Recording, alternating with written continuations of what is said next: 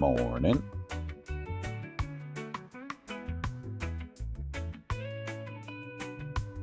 So the camping gear is all packed. We've got our supplies and pork pies, so let's see where the wind and tide takes us. So I made it out to Jenny Cliff. The first place. I try and get sheltered from the wind, but there's a strong sea breeze blowing. Almost low tide, which means we've got a good 6 hours of incoming tide coming right into the evening. And with this wind should die off, but I think if I sail out, I'll struggle. It'll be really slow getting out and I'm not really going to get very far. So I think what I might do is just wait for the tide to turn in about half an hour or so, and then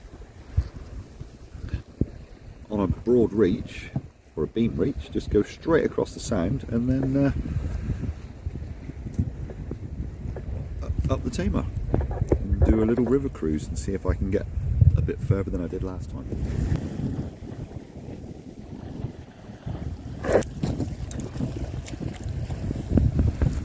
I've put the jib up, well not up, but I've got the jib ready.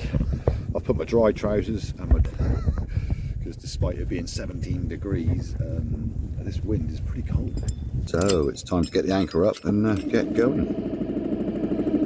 I am cheating, I am using the motor to get out. It is purely to save time and actually get somewhere instead of spending all afternoon tacking against the wind.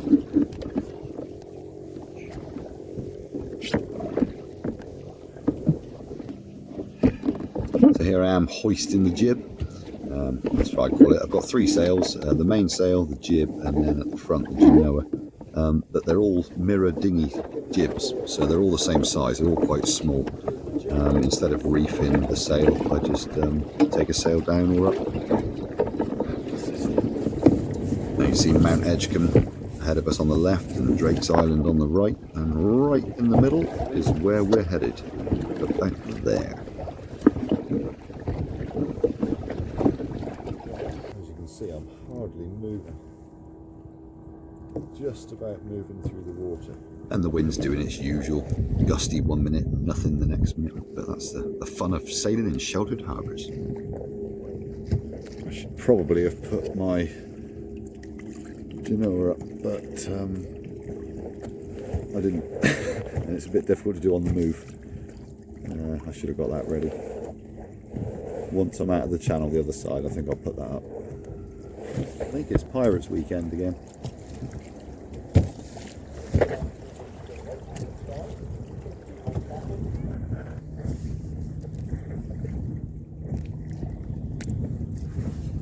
So we're making our way over to the bridges,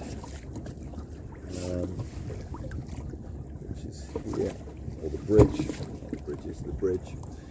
And from there we're going to go up the Tamar. But the tide has only just started to come in, so we don't want to be hitting the rocks around here.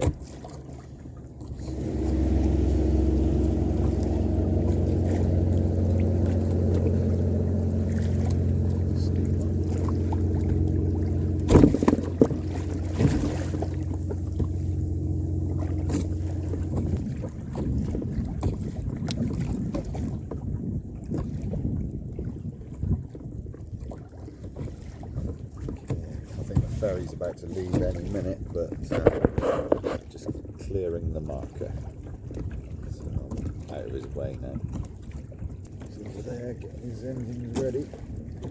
I don't know what it is about me and this ferry, the Pont Avon. I think it's got it in for me, because every time I go out, there he is, just ready to leave. There it goes.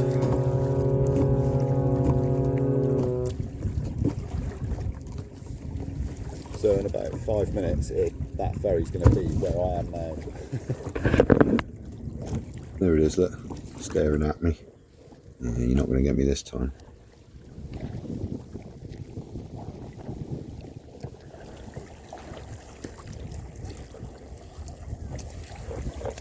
And it's there already.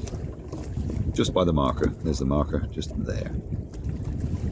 So I'm not quite going to make it to the bridge, and I'm already on the rocks, so I've got to get out of the way. I got that totally wrong. So I'm too close to Drake's Island, so I'm just going to cheat and quickly use the motor to get back up to the bridge. I'll see I'm facing the wrong way, so I've got to turn back on myself to get in the right direction.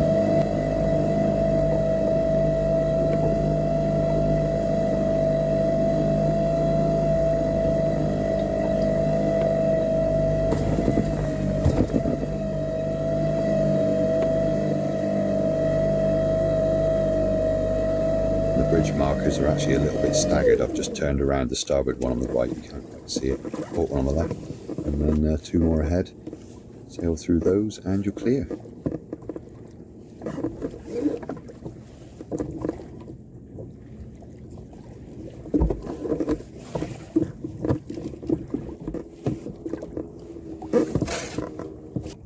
I really should have stopped and put my jib up. Okay. But 2 and a bit knots, and going in with the tide as well, we should fly up the river really.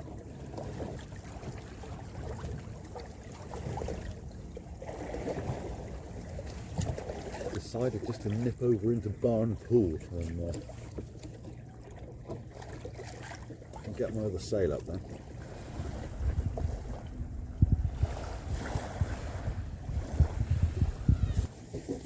I can put the sails up on the water, but it is a lot more difficult, and especially with a bit of a breeze, I'm just going to be drifting everywhere, so it's nice to come over onto dry land and just take my time, do it all.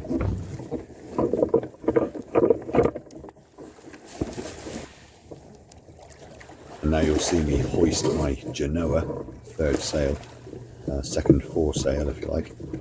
See, I've noticed I've hoisted it quite high. That'll give me much better visibility going up the river.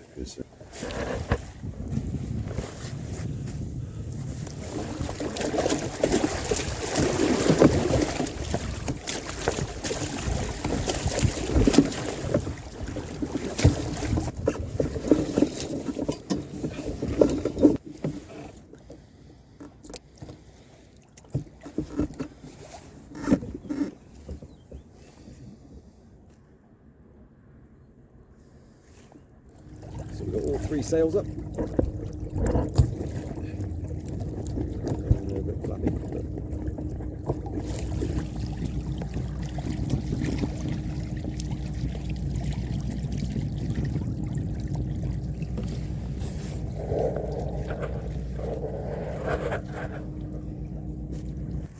we're getting close to the Torpoint ferries now, and the wind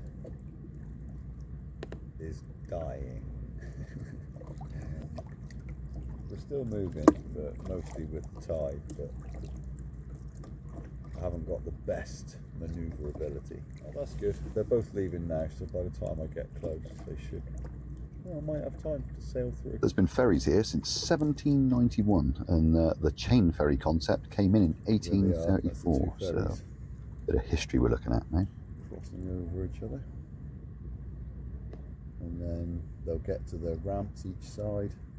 By the time they both unload and load, I should be past. That worked out perfectly. Also alleged to be the biggest and busiest chain ferries in the world. There's my gap there.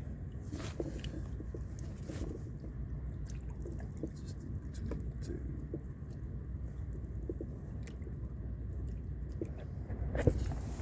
That's one ferry unloading.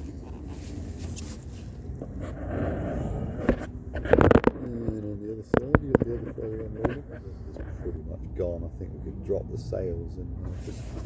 Yeah, it's no good. The wind's gone.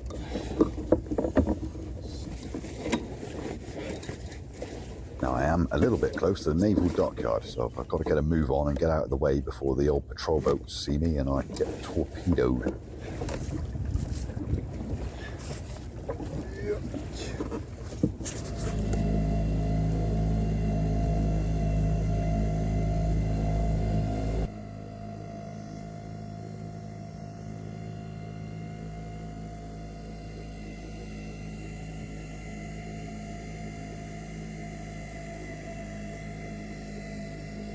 So we're just coming up on the Tamar bridges, the oldest one, designed by Brunel and built back in 1859.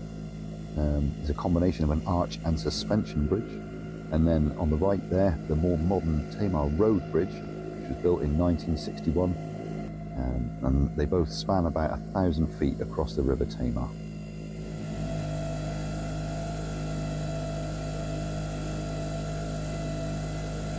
I'm getting low on fuel, so I'm just going to go to the side of the river and fill up.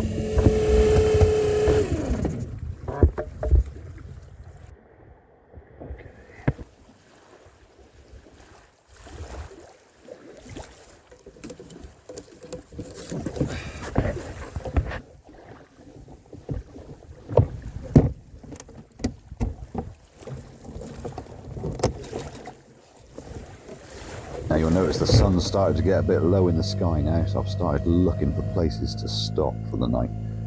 Obviously I can't stop here amongst all the moorings at Weir Quay. There was a public boat ramp which I was looking at, but and I spoke to some guys at the boatyard, and they said to have a look around the corner and I might find somewhere. And I was hoping to make it all the way to Calstock, but I saw this beach and decided to check it out.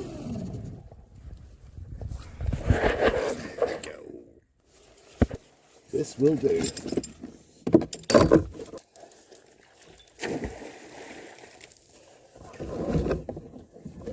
Nice little beach.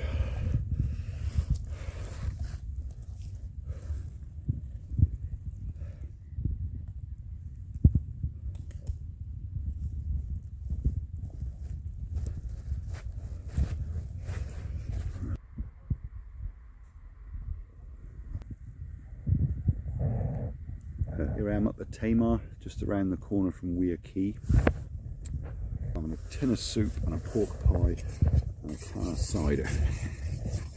Lovely. I've got to bring the tent, so that was stupid. So I'll be bivvy bagging in the canoe. I'm going to go to bed early. It's nearly high, so that's perfect. I'll be able to leave here about 9-10 o'clock in the morning. So I'll let you enjoy the scenery while I get ready for bed.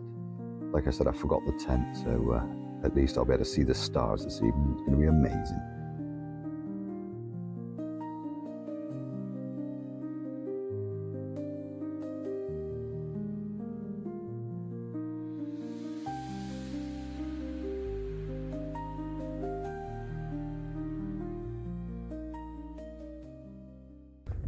So we're up.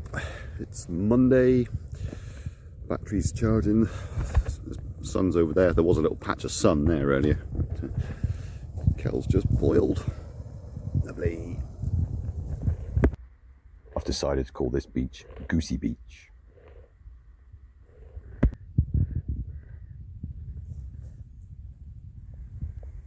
So I've been waiting for the tide, and it's high enough now that I can launch, so that's good. And if you notice, all the boats are starting to swing on their moorings now, which means the tide is turning. The wind's coming this way and the tide's going that way, so, which is good because that's the way we want to go. And then once we get around the corner, we should better put the sails up. And predict wind says we've got about 7 knots at the top of the river, increasing to 8 in the middle, and once we get into Plymouth Sound we've got about 10 knots. It appears to be coming from the east, which is perfect. It means we can do a beam reach all the way down. However, getting around this corner is going to be a bit tricky.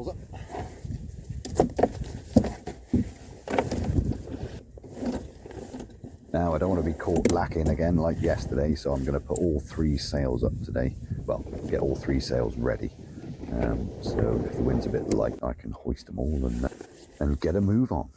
So ready for the off. I think. Yeah. Why not? Let's get out there. There's a bit of a lull in the wind, so we might be able to paddle around the corner without too much effort.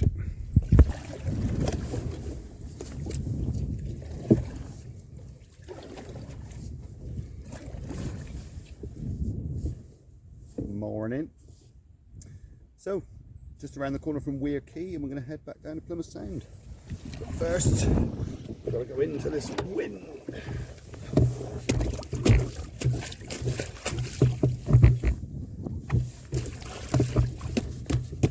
don't want to get too much mud in the boat. Mind of getting wet, but once it gets muddy and wet, it gets pretty dang minging.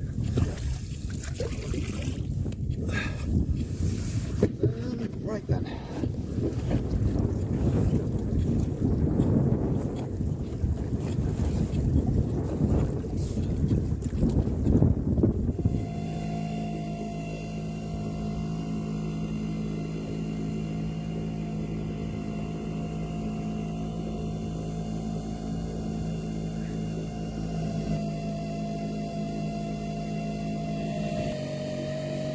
You see lots of interesting things at the side of the river, all the old properties and all the old boats.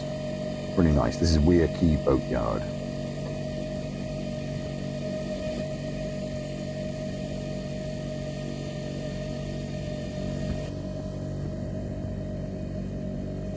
So now it's time to get the sails up again. We'll get the lee board down first. One of my new whale fins. I'll tell you about them in a new video. And yeah, I'm going to start off with the two sails. Just the mainsail and the jib for now. Let's see how we get on, because it's a little bit gusty. So we're on a beam reach, which means the wind's coming over the beam, over the side of the boat. So it's coming from our port side, which is on the left. So we've got a couple of knots in the right direction. I got a bit worried at the end there while I was still under motor. I came around the corner and the wind was still dead against me. But,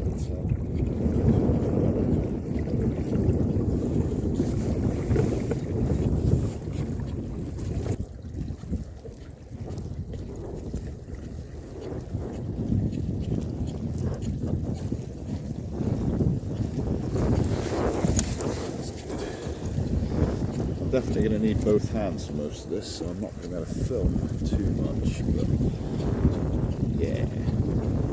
Oh, we're doing the same speed under sail as we were under motor. That's all right. Happy with that. You go. Right, definitely.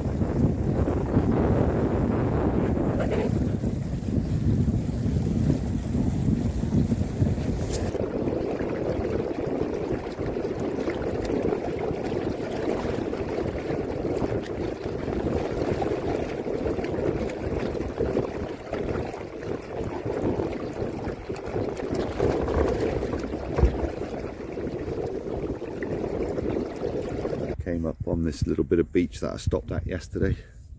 Well, I stopped over there yesterday because it's out of the wind, as you can see, completely out of the wind. It's nice and calm.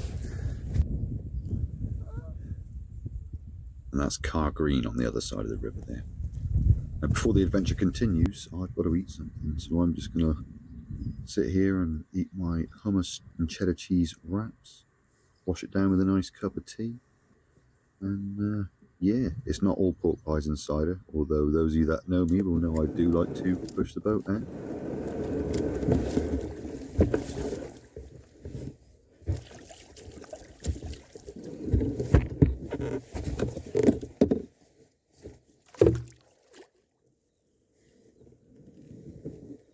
Oh, and I didn't realise until I got home that all of the footage where the camera's facing me has got my head cut off. Because I couldn't see what it was recording, and I thought the wide-angled lens would have got everything, but it didn't. So shallow. We're on the mud flats.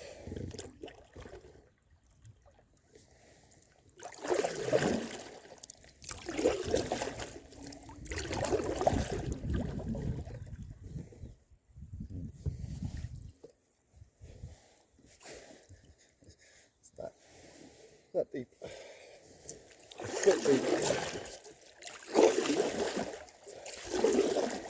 Go out.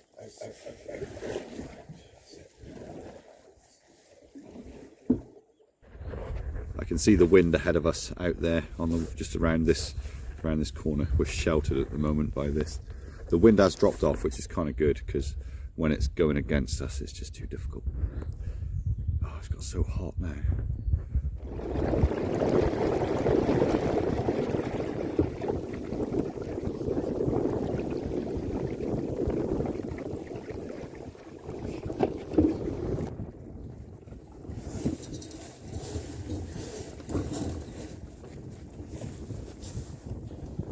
I was doing well with just the 2 sails, but I got greedy and decided to put my 3rd sail up, my second foresail, and then instantly got caught around the top of the forestay. Really annoying. It was half flying. It did increase my speed by a little bit, but I had to stop and take it down in the end.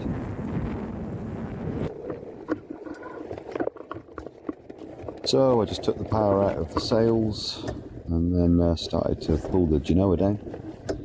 And it was quite difficult. It was really wrapped up around the stay, so I was yanking on it to try and get it down. And it took a little while, and eventually got it out of the way. And then of course the jib got all jealous that the Genoa was getting all the attention, so started whipping it with its lines. Whack, whack. And then eventually managed to get the Genoa out of the way and get the jib back under control and back on course. Right. Where were we?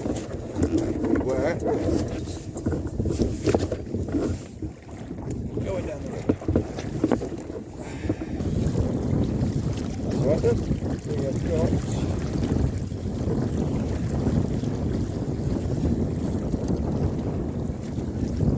4.2 knots. If I did have the Genoa up, I think we could probably get up to about 5, but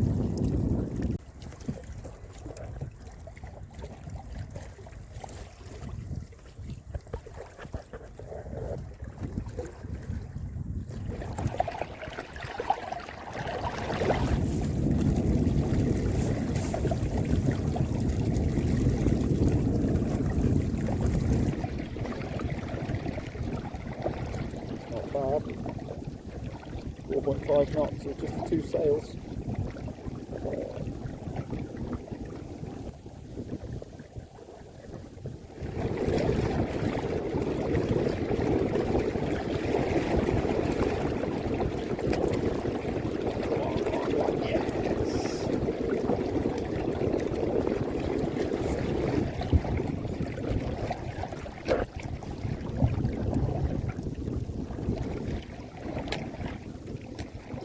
And if you've got this far, you're over halfway through, so give me a like, give me a subscribe and all that good stuff. It really does help the channel. And it's free.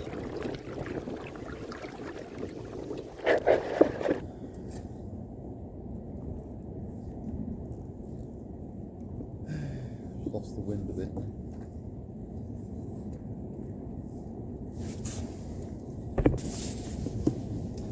The wind, blocked by the barges and stuff. A little bit more Tamar Bridge trivia for you. The road platform there is on average 135 feet above the river, and the expansion and contraction of the construction, it can vary by up to 2 feet from the coldest to the warmest day.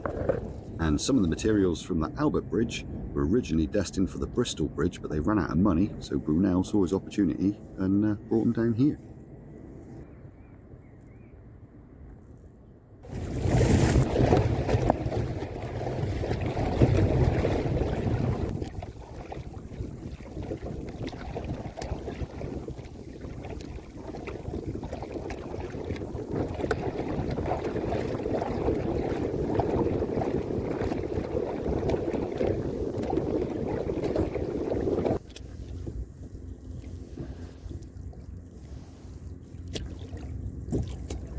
So, wind is going right down the river. Yeah, it's coming right up this way. We were managing to come slightly downwind, but then I can't turn the corner, so I'm going to have to turn the motor on, and away we go.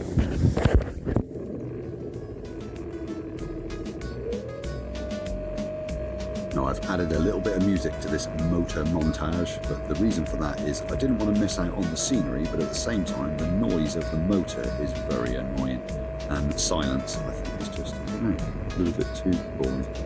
Let me know what you think. So what do you prefer, music, silence or engine noises? I don't mind a mixture of the two.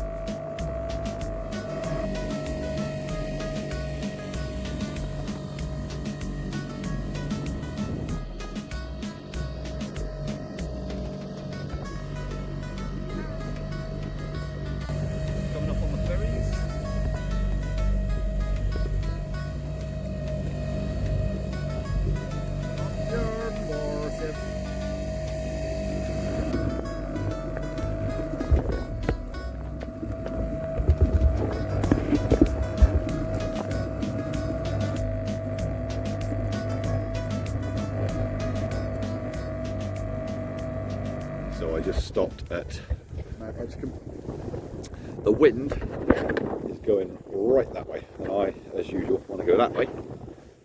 But then when you look at that flag up, it's going that way. So I don't know what's going to happen when we get around the corner. But I'm going to go around the corner and head round to Drake's Island, and then try and shelter by Drake's Island. I need to get out of here within the next hour, or else I won't be able to get out because the tide will start coming back in.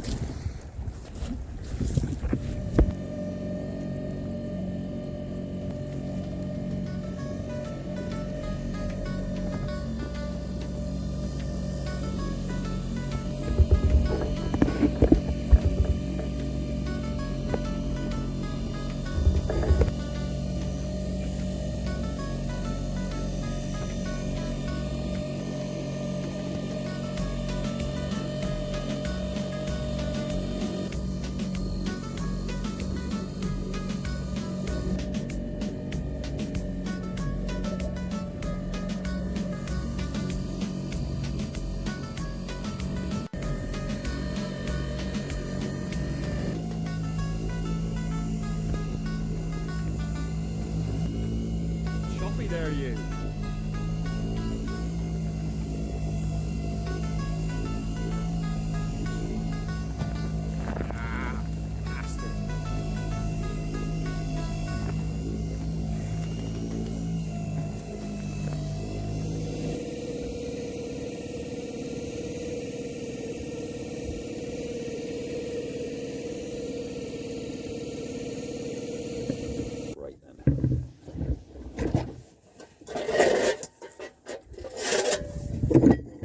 This is my new invention. It's a gimbal holder on my stove. It also holds the Kelly cap. Stops me setting fire to the canoe. Bonus.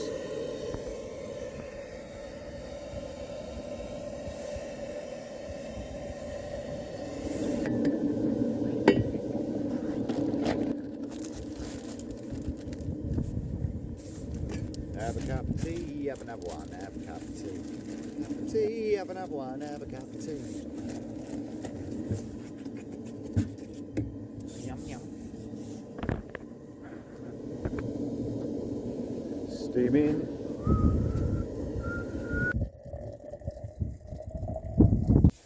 Proper. Right through. That boat there. And it appears to be heading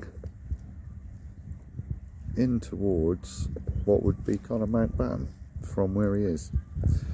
So I'm going to motor straight out to about where he is now, and then I'm going to get my sails up and do what he's doing and try and sail on a nice beam reach into the Catwater, into Mount Batten. That would be nice.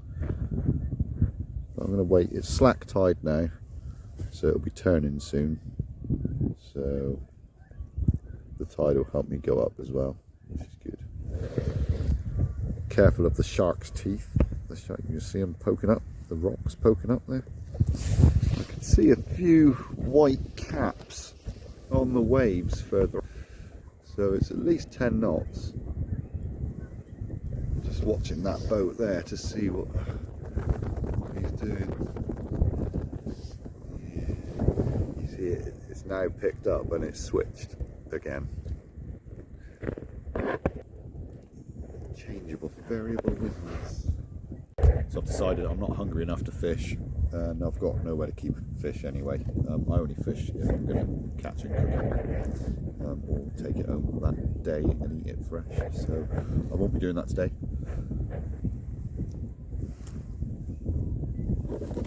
So time to get the boat hook out, get that anchor up, and get going.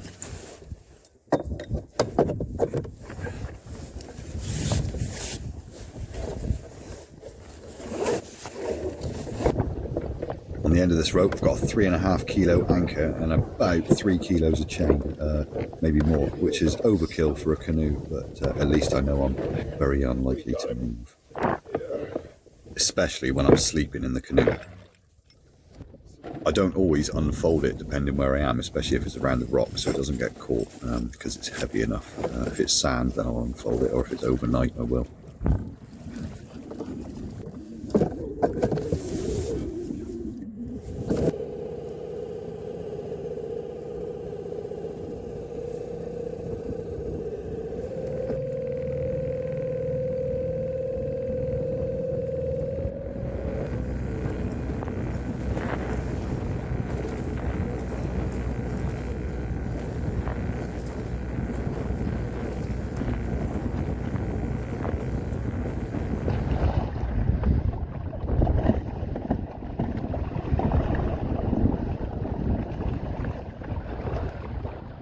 Heading into the end of Mountbatten breakwater. When the gusts come, you've really got to hike out.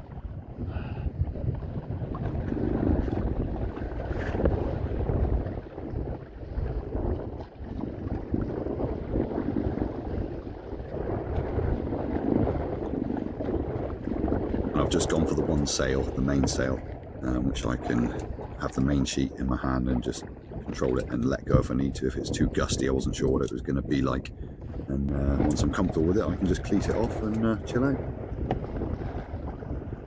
Nice little gust.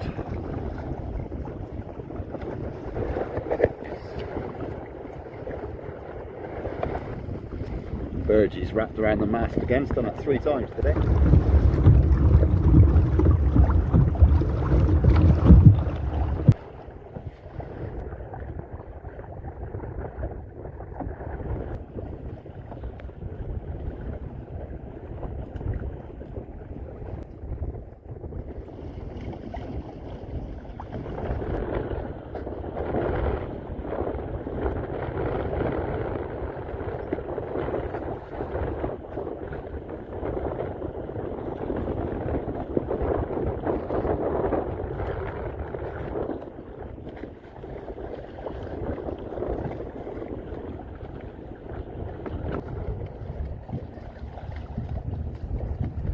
Suspected. Now we're up the Catwater, the wind is coming right down river, opposite to where we want to go. We're still just about making way, but not much. About half a knot, I think that's the tide, but I'm drifting sideways towards the hoe. I'm not actually making much way. Yeah, so I'm going to put the sail up, all down, and then get the motor out and motor home.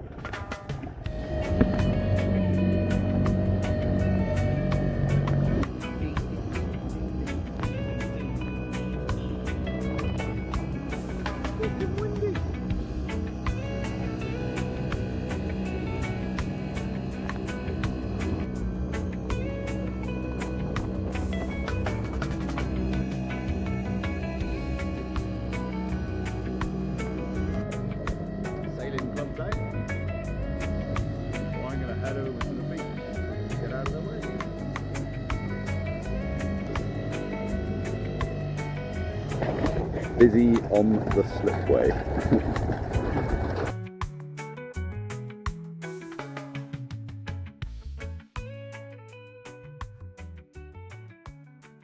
Well, thanks for watching. I hope you enjoyed the video, and if you did, give us a like and subscribe. Don't forget to subscribe, it's completely free, and I'll hopefully see you on my next adventure. Fair winds and following seas.